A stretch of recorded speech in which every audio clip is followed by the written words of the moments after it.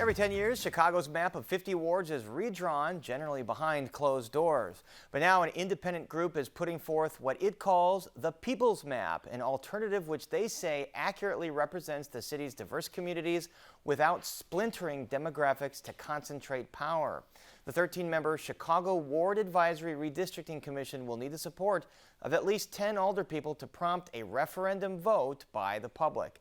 And joining us to explain this proposed map is someone who helped organize this commission, Chandra Van Dyke, Chicago Project Manager of Change Illinois, a local nonprofit that says its purpose is to pursue efficiency and ethics within government policy and elections. Chandra Van Dyke, welcome back to Chicago Tonight. Thank you. Thank you for having me back. All right, just a quick reminder, who is the Chicago Advisory Redistricting Commission and what is the group's role in the remap process? The Chicago Advisory Redistricting Commission is a community-led redistricting process. So there are 13 commissioners who serve on the commission. They're everyday residents of the city of Chicago who applied in the spring to serve on this commission to ultimately draft a ward map for the residents by the residents of Chicago. All right, and let's take a look at the map that you revealed today after many community meetings and lots of input. I think we have a graphic showing the breakdown. 15 majority black wards you would propose, 14 Latino, 2 Latino influence, which means that would have a large number of Latino residents, 13 white majority, and then 1 majority Asian American ward. Why was this the appropriate breakdown, do you believe? Well, ultimately, it's what the people asked for. This process was completely community-led. The commission hosted over 41 open hearings and received over 525 testimonies that ultimately informed their mapping process and led to the results that we have here. And the reason I think these results are the right ones is because it's the voice of the community. The people who live in the city of Chicago ultimately worked to draft this ward map. And as we mentioned at the bottom there, it would have the first Asian American majority ward, the first ward where the majority of the population was Asian American. Why was that important? It was important because those residents came out and they engaged with the commission differently. They lifted their voices. They made sure that they advocated for what was right, but also the numbers supported it. The census data supported that there was a possibility that this one majority Asian ward could exist. And the commission had to make a lot of tough decisions and trade-offs, but ultimately felt that this was the best charter for it. And here's the problem with ward maps every 10 years. Neighborhoods in Chicago like Englewood and Austin and so many others get carved up into multiple wards. I think Englewood is part of 5 different wards, which makes it really hard for residents to know where to go for their public services. So how did you address that in the map that you drafted? So the commission worked really hard to keep these communities whole, and specifically for Englewood and also neighborhoods like Austin and Avondale. These neighborhoods and back of the yards are no longer splintered, but these communities are kept whole so that ultimately those communities have the power to vote for representatives that they feel best support them. So it's returning the power of the people back to the people. And as we mentioned, in order for this map to have a chance at being adopted, you have to get 10 alderpeople on city council to approve it, and then it goes to a public referendum. So where are you in getting 10 alderpeople?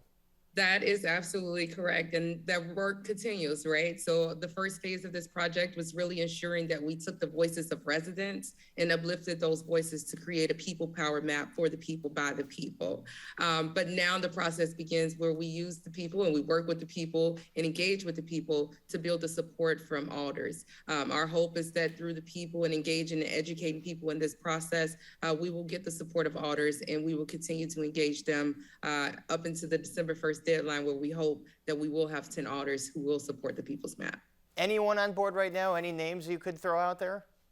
Currently, no. I'll be completely transparent and just say that the commission has really focused on getting the people's input. And now that the People's Map is public, I think that now we can say we can work towards getting the support of alders. But prior to having the map, the commission was proven its process, which is that we believe there should be and can be an open and transparent process that engages residents differently than has been done before. And so that process was being proven as the commission did its work. And now that there is a people's map, we hope to use the people to push for council to support the map. Yeah, and this process has always, as we mentioned, been done behind closed doors, handshake deals, lots of trade-offs, and sometimes it comes down to which older people that their colleagues want out of there. They kind of draw them out of their districts. So this would be certainly a change from that. So tell us about the community input that you got. Who showed up and what kinds of things that they talked about? Yeah, we saw many different residents from all over the city of Chicago show up. As stated before, there were a total of 41 public hearings, public meetings. Of these 41 meetings, 31 were public hearings, 9 were held in person. We got a wide range of feedback from people, right?